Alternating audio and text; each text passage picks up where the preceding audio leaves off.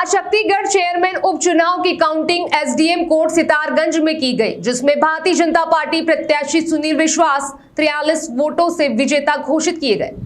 क्योंकि पहले से ही कयास लगाया जा रहा था कि भारतीय जनता पार्टी चुनाव को जीत जाएगी, लेकिन जिस तरह कैसे सुमित मंडल ने भी अपनी प्राथमिकता दर्ज कराई है वह भी सराहनीय है, क्योंकि भारतीय जनता पार्टी की 43 वोट से जीत इस चुनाव को एक तरफा बताना कहीं ना कहीं उन पर भी सवाल खड़ा करता है।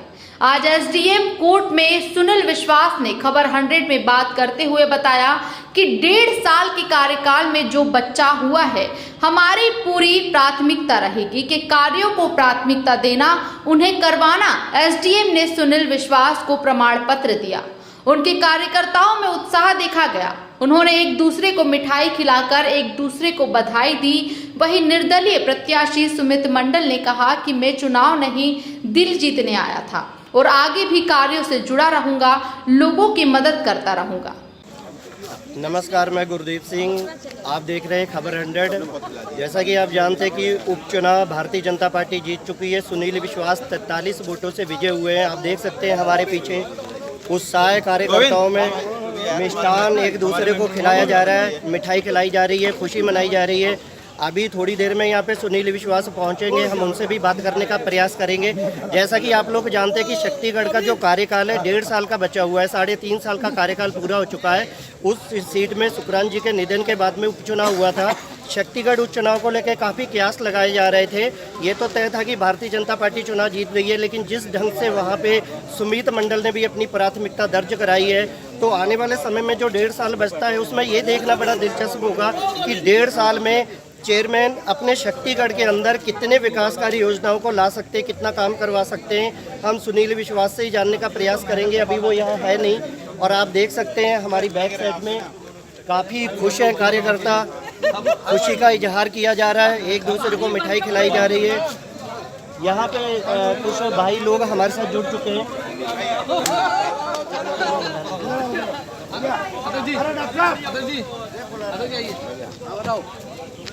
भारतीय जनता पार्टी 43 वोट से चुनाव जीत चुकी है। सुनील विश्वास जी विजय हुए हैं, कैसा लग रहा है आपको, क्या कहेंगे आप?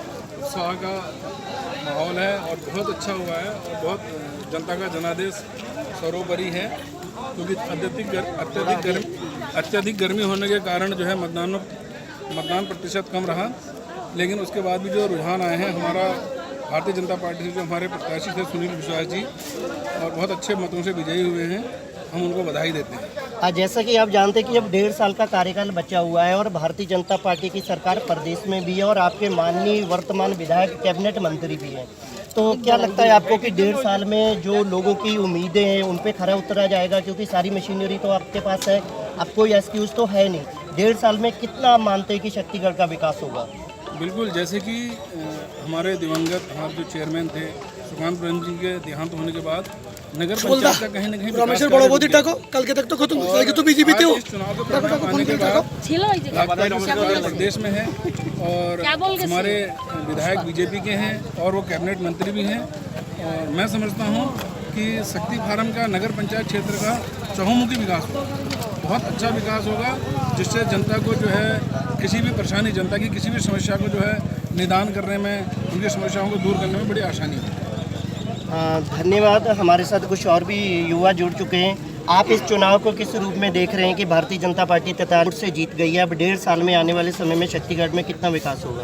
देखिए 100% विकास होगा, क्योंकि आप जानते होंगे कि माननीय विधायक सौरभ पहुणा जी ने शक्ति फार्म में बहुत ज़्यादा विकास किया है, और नगर पंचायत में हमारे जो सुकांत ब्रह्म जी आज हमारे बीच नहीं रहे, उनके एक सपना था कि शक्ति फार्म को एक सुंदर शक्ति फार्म बनाया जाए।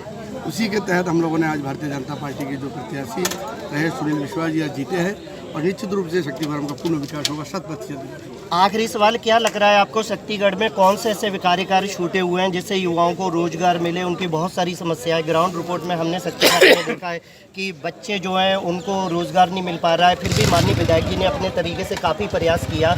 तो अब आप लोगों की क्या जिम्मेदारी बनती है जब आप यहाँ से विजयश्री हो गए हैं? 1.5 साल में आप क्या बदलाव चाहेंगे? देखिए बदलाव तो क्या, अगर आप रोजगार की बात करेंगे तो आपको पता होगा सितारगंज सिटकुल जो है नगर पंचायत के दादा नज़दीक है। बधाई हो और हमारे जीत गए। नगर पंचायत से काफ़ी हजारों की तादाद में लड़के वहाँ पे रोजगार में हैं और जो लड़के रोजगार नहीं भी दादा, करें, एक जो बेरोजगार रास्ते हैं, से रास्ते। उनको रोजगार मुहैया कराया जाएगा और नगर पंचायत में जो कार्य होने थे जो बाकी है उसको कार्य कराया जाएगा। और निश्चित रूप से जो हमारे युवा भाई है वो ज़्यादा खुद से बढ़ चढ़ के हिस्सेदारी की चुनाव में और उनका काम किया जाएगा। जैसा कि आपने देखा कि कार्यकर्ताओं में उत्साह है और वो चाहते हैं कि 1.5 साल का जो समय बचा है। हमारे साथ आपका शुभ नाम? विजय बागा जी भी जुड़ चुके हैं, भारतीय जनता पार्टी के वरिष्ठ नेता हैं। आप इस चुनाव को किस रूप में देख रहे हैं? जो 1.5 साल का कार्यकाल बचा है, क्या लगता है आपको कितना कार्य होना चाहिए? अब विकास ही विकास दिखाई दे रहा है क्योंकि कड़ी से कड़ी जुड़ गई है। सरकार हमारी भारतीय जनता पार्टी की है, कैबिनेट मंत्री हमारे हैं, विधायक भी हमारे हैं। इसी कड़ी में जो हमें इस जनता ने एक रुझान देके एक भारतीय जनता पार्टी का कैंडिडेट आज जीत के आया है। अब विकास के सिवा मतलब कहीं कोई अड़ंगा दिख नहीं रहा है। अब अगर विकास में थोड़ी कमी रह गई है तो हम कार्यकर्ताओं की कमी की वजह से कमी रहेगी, नहीं तो लाइन पूरी क्लियर है।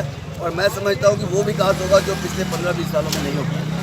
जैसा कि आपने सुना कि कार्यकर्ताओं का ये कहना है कि सरकार की तरफ से कोई कमी नहीं रहेगी, क्योंकि भारतीय जनता पार्टी की सरकार प्रदेश में वर्तमान विधायक कैबिनेट मंत्री हैं और चेयरमैन भी भारतीय जनता पार्टी का है। उनका कहना है कि अगर विकास में फिर भी कमी रहती है तो कहीं ना कहीं यहाँ पे जनप्रतिनिधि इसके दोषी हैं। और हम ग्राउंड रिपोर्ट में शक्ति फार्म का भी ओपिनियन लेंगे और देखेंगे, दिखाएंगे दर्शकों को कि आने वाले समय में शक्तिगढ़ का कितना विकास होता है। पल पल की अपडेट के लिए आप देखते रहिए खबर 100। मैं गुरदीप सिंह, SDM कोर्ट। सुनील विश्वास जी, उपचुनाव में आप विजयश्री हुए हैं, 1.5 साल का कार्यकाल बचा हुआ है आपके पास। क्या लगता है आपको कितना उम्मीदों पे खरा उतरेंगे? पार्टी के वरिष्ठ कार्यकर्ताओं और कैबिनेट मंत्री सौरभ बहुगुणा ने जो मेरे ऊपर दायित्व दिया है इसको मैं बखूबी निभाने की कोशिश कर रहा हूँ। आपके पास 1.5 साल का कार्यकाल है, वर्तमान विधायक कैबिनेट मंत्री भी हैं, प्रदेश में सरकार भी आपकी है। क्या लगता है शक्तिगढ़ की जनता को 1.5 साल में विकास कार्य योजनाओं से जोड़ा जाएगा? जो समस्याएं उनका समाधान होगा? हाँ, उनका तो भरपूर कोशिश करेंगे हम। प्राथमिकता तो स्वास्थ्य केंद्र का होगा, जहाँ पर मरीजों का मतलब इलाज सही ढंग से हो और हर पब्लिक के बीच में मैं खरा उतरने की कोशिश करूँगा। सुमीर मंडल जी, चुनाव के नतीजे आ गए हैं, भारतीय जनता पार्टी 43 वोटों से जीत गई है। क्या कहना चाहेंगे आप इस विषय पे? बहुत बहुत धन्यवाद शक्ति फार्म की देवतुल्य जनता, जिन्होंने इतना प्यार और आशीर्वाद मुझे दिया है। नियति को जो मंजूर थी वही हुआ है। मेरे लाइफ का पहला चुनाव था, काफ़ी अच्छी फाइट रही है। आशा करते हैं कि आने वाला समय बहुत अच्छा होगा और जीते हुए प्रत्याशी को बहुत बहुत बधाई। और जो हमारे तीसरे नंबर पर है हमारे रमेश बड़े भाई, उनको भी निराश ना हो, आने वाला समय बहुत अच्छा होगा। यही कह के मैं अपने वाणी को विराम देता हूँ। बहुत बहुत धन्यवाद। सुमुद जी, आप युवा नेता हैं और आगे की आपकी क्या रणनीति रहेगी? जन समस्याओं से जुड़े रहेंगे आप? सर, मैं आपको बताना चाहूँगा, मैं नेता नहीं हूँ। मैं आपको पहली बाइट में ये कहा था कि मैंने लोगों का दिल जीतने आया था और वही जीता है मैंने दिल। आज मानेंगे भी, भाजपा पूरे केंद्र में होते हुए भी आज अगर मैंने उनको फाइट दिया, यही बहुत बड़ी जीत है मेरे लिए। आशा करते हैं आने वाला समय बहुत अच्छा होगा और सब मिलजुल के रहेंगे।